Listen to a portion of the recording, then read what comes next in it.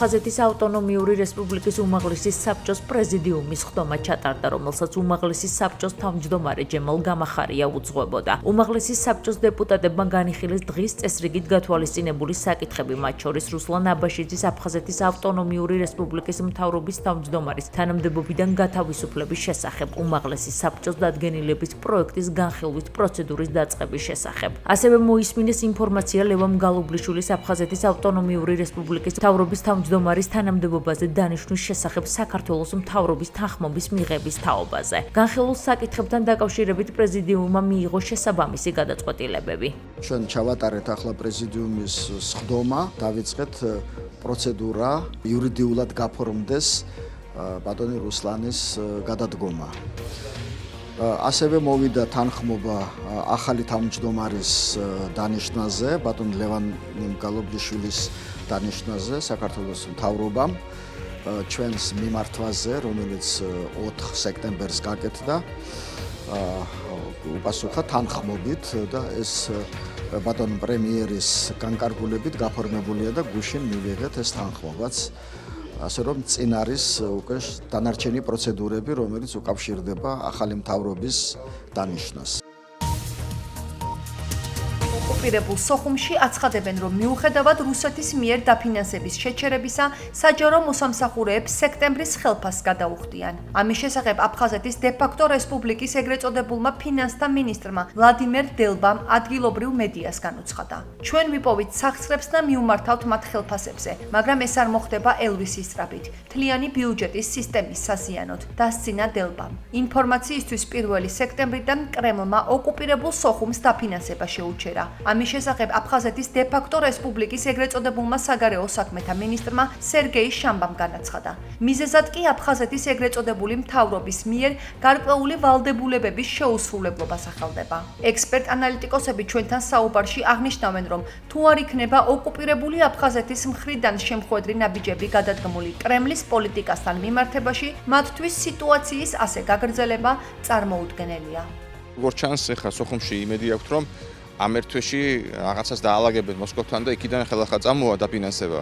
მაგრამ მე რაც ვუყურებ, თუ არ გაადგამენ რაიმე შეხვედრა ნაბიჯს მოსკოვის მიმართულებით, თუ არ მიიღებენ კანონს აპარტოტელების შესახებ, ასე მარტივად აღარ იქნება, მე მგონი, იმიტომ რომ ახლა მოსკოვში დაიღალნენ აფხაზების მხრიდან მუდმივად ამ დროის გაწელვის, დროის მოგების ტაქტიკით. ხო ხვდებიან ძალიან კარგად თამაშობენ აფხაზები და ან განუახლებენ დაფინანსებას, ან არა, ნახოთ როგორ წავა საქმე. აფხაზური ტელეგრამ არხები ავრცელებენ ცნობებს ოკუპირებულ აფხაზეთში ყოფილი ეგრეთ წოდებული საგარეო საქმეთა მინისტრის ინალ არძიმბას დაბრუნების შესახებ. ტელეგრამ არხი იუწყება, რომ არძიმბამ რუსეთში სამსახური ვერ იშოვა, ხოლო მისი პროექტი ბელარუსის სივრცის დაპყრობის შესახებ, ისევე როგორც მისი სამსახიობო როლი პირველ რუსულ არხზე ჩაიშალა. წერს აფხაზური პორტალი. ამავე წყაროზე დაყრდნობით არძიმბას სურს ეგრეთ წოდებული პრეზიდენტის ადმინისტრაციის უფროსის თანამდებობაზე მოსვლა და ამ საკითხზე აქტიურად მუშაობს ასლან ბჟანიასთან. ეს პოსტი ამჟამად აბესალომ კვარჩიას უკავია. გამოცემა ნუჟნაია გაზეტა წერს, რომ ინალ არძიმბასა და ასლან ბჟანიას შეხვედრა უკვე შედგა. კიდევ ერთი აფხაზური ტელეგრამ არხი აფხაზია ცენტრი წერს, რომ მისი დაბრუნება მომავალ გაზაფხულზე დაგეგმილ ეგრეთ წოდებულ საპრეზიდენტო არჩევნებს შეიძლება უკავშირდებოდეს. როგორც არასამთავრობო ორგანიზაციების დამფუძნებლები ჩვენთან საუბარში აღნიშნავენ, დღითი დღე აშკარაა კრემლის ზრახვები და რუსული პოლიტიკის ზეწოლა აფხაზეთის სეპარატისტულ ხელისუფლებაზე. ექსპერტები ინალ არძიმბას შესაძლო ვიზიტს ოკუპირებულ აფხაზეთში რამდენიმე ვერსიას უკავშირებენ. ინალ არძიმბა, როგორც ვიცით, იკავებდა ეგრეთ წოდებულ საგარეო საქმეთა მინისტრის პოსტს და გამოირჩეოდა ღიად პრორუსული პოლიტიკით. ის იყო წარსულში პუტინის ადმინისტრაციის თანამშრომელი და ასევე ის გამოირჩეოდა არასამთავრობოების და ეგრეთ წოდებული საერთაშორისო ორგანიზაციებზე ზეწოლით. გამოდიოდა ინიციატივით, რომ საერთოდ აკრძალული იყო ეს არასამთავრობო ორგანიზაციები. აქედან გამომდინარე ადგილობრივები უკავშირებენ მის ჩამოსვლას, ასე ვთქვათ, იმ გაჟღერებული პროტოკოლის გაგრძელებას, ასე ვთქვათ, მის ერთი მხრივ გადაფარვას და მეორე მხრივ რუსული გავლენების ზრდას ოკუპირებულ აფხაზეთში. ტელეგრამ არხში კომენტარებში მკვეთრად უარყოფითად შეხვდა ადგილობრივი მოსახლეობა, ჩვენ ვიცით, რომ ადგილობრივ მოსახლეობაში ის არ სარგებლობს დიდი პოპულარობით, მას უყურებენ როგორც მოსკოვიდან დასნულ კაცს, ანუ არ აღიქმება როგორც ადგილობრივი, ასე ვთქვათ, საზოგადოების წევრი და ნაწილი, იმიტომ რომ დიდი ცხოვრების დიდი ნაწილი გაატარა მოსკოვში და მუშაობდა პუტინის ადმინისტრაციაში. ესეთი ახალი ანდაზა არის აფხაზური, თუ ანონიმების შემოტევას შეამჩნევთ, ესე იგი ინალ არძიმბას დანიშნავენ რაღაც ახალ თანამდებობაზე. როგორც გავრცელებული ინფორმაციით შევიტყვეთ, ინალ არძიმბა უნდა დაინიშნოს აფხაზეთის ეგრეთ წოდებული პრეზიდენტის ადმინისტრაციის უფროსად.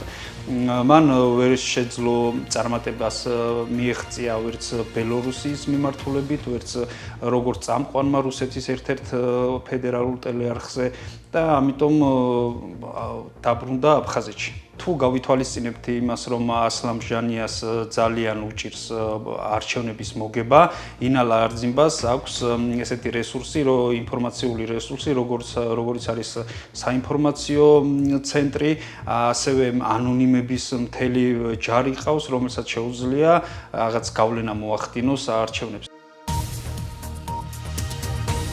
აფხაზური ტელეგრამ არხის შედარებას აკეთებს საქართველოს მიერ ენერგეტიკის სფეროში მიღწეულ შედეგებსა და ოკუპირებული აფხაზეთის მდგომარეობას შორის. როგორც სტატიაში ვკითხულობთ, საქართველოს პრემიერ-მინისტრმა განაცხადა, რომ ქვეყანას აქვს ამბიციები 2030 წლისთვის სრულად თვითკმარი გახდეს ენერგეტიკის კუთხით. 2012-2014 წლებში 66 ელექტროსადგური აშენდა 1255 მეგავატის სიმძლავრით. ჩვენთან კი რა არის? დამწვარ დახრუკული ტრანსფორმატორები, გაწყვეტილი შეშელეთის ხაზი, მაინერები და კომერციული ტარიფი საჩუქრად რუსეთის ფედერაციისგან. იტყობინება აფხაზური ტელეგრამ არხი. ჩვენთან საუბარში ექსპერტ-ანალიტიკოსები ამ საკითხთან დაკავშირებით რამდენიმე ვერსიას გვიზიარებენ. თუმცა აღნიშნავენ, რომ ამ ფაქტში უჩვეულო არაფერია.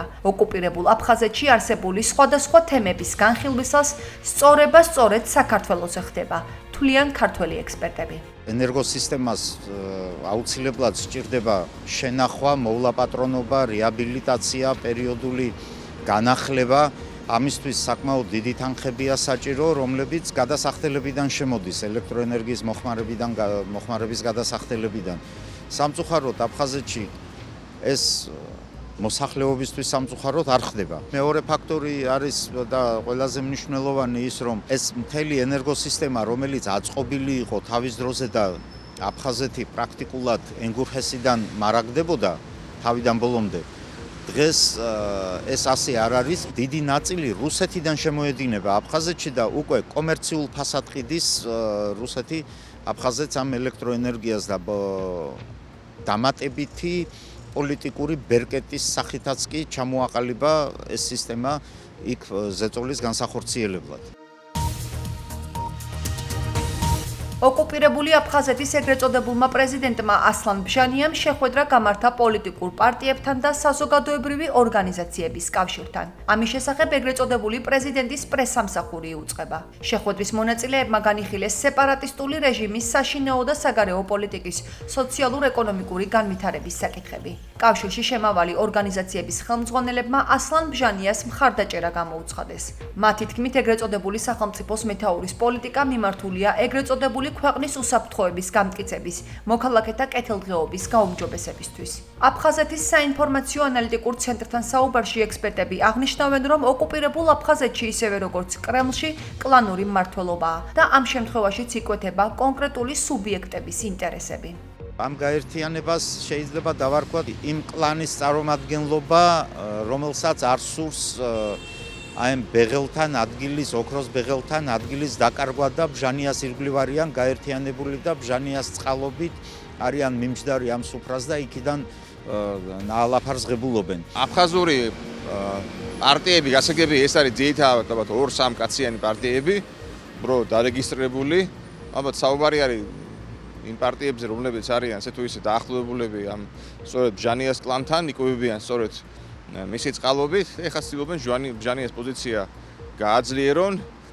პირველ რიგში, რა თქმა უნდა, ოპოზიციასთან მიმართებაში, იმიტომ რომ ბჟანია ცდილობს ეხლა გაათრიოს ეს კანონი, რომელიც ჭირდება კრემლს, ოპოზიცია ამას აპროტესტებს და პლუს ამას რაღაცნაირად ბჟანიას პოზიციები გააძლიერონ, შეიძლება ითქვას მოსკოვთან მიმართებაშიც, რომ აი ამ კაცს აქვს მხარდაჭერა და აფხაზი მხარის მხარაჭერა აქვს და აფხაზი ხალხი მას დაუჭერს მხარს და რომ მოსკოვი არ იფიქროს მის ჩანაცვლებაზე.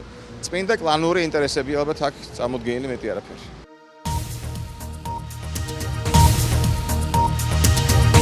კინოთეატრ ამირანში რეჟისორ ელენე მიქაბერიძის დოკუმენტური ფილმის ლურჯი მოცვის დახურული ჩვენება შედგა პრესის წარმომადგენლებისთვის. სრულმეტრაჟიანი ფილმი ზუგდიდის ერთ-ერთ სოფელში ეგრეთ წოდებულ საზღვართან ახლოს მცხოვრებ ოჯახის წამოწყებაზე მოგვითხრობს. მელაძეების ოჯახი ცდილობს მოაშენოს მოცვის პლანტაცია, მაგრამ გზადაგზა წინააღმდეგობასაც აწყდება. ფილმი საქართველოს კინემატოგრაფიის ეროვნული ცენტრის დაფინანსებით შეიქმნა. იგი ასევე არის საფრანგეთის, ბელგიის ეროვნული კინოცენტრების დოჰას კინოინსტიტუტის კოპროდუქცია. ელენე მიქაბერიძე თვითონ არის ქართულ-აფხაზი რეჟისორი. დედა ყავს აფხაზი, მამა ქართველი და 90-იან წლებში მისი ოჯახი ემიგრირდა ბელგიაში. ცხოვრების დიდი ნაწილი ბელგიაში გაატარა და იქ მიიღო განათლება, შემდეგ დაბრუნდა საქართველოში. ელენემ იპოვნა ზუგდიდში ამ სასაზღვრო ზოლთან ძალიან ახლოს მცხოვრები არაჩვეულებრივი ოჯახი, რომელიც ძალიან ძვირფასი არის ჩვენთვის და რაღაც მართლა საოცრად ატარებს ამ რაღაც არ ვიცი თანამედროვე ქართული რეალობის აი სულისკვეთებას. ფილმი კინოგაქირავებაში იქნება 22 და 23 სექტემბერს კინოთეატრ ამირანში, მესამე დარბაზში და 23 სექტემბრის ჩვენებას უმასპინძლებს დოკა, დოკუმენტური კინოს ასოციაცია. ორივე ჩვენებას დაესწრება რეჟისორი, გაიმართება კითხვა-პასუხის შეხვედრა მაყურებელთან და იმედი გვაქვს, რომ მოთხოვნა ისეთი იქნება, რომ კიდევ გაგრძელდება და ეს ფილმი დარჩება კინოგაქირავებაში რამდენიმე კვირის მანძილზე. დოკუმენტური კინო საერთოდ მხატვრული ფილმისათვის დამახასიათებელი ემოციურობა არ ახასიათებს, იმიტომ რომ მაინც მაყურებელი ჩართულია სიუჟეტში, შინაარსში და ხშირად ეს შინაარსი იმდენად როგორ ვთქვათ, მიწიერია, იმდენად აი დაკავშირებულია ყოფით პრობლემებთან, რომ ემოციისთვის თითქოს ადგილი არ რჩება, მაგრამ ბოლოსში ელენე ახერხებს, რომ აი ამ ფერმერის შრომა, რომელიც ერთწლიან შრომას თითქოს აფასებს, აჯამებს, მაინც იწვევს გარკვეულ დრამატულ ემოციას.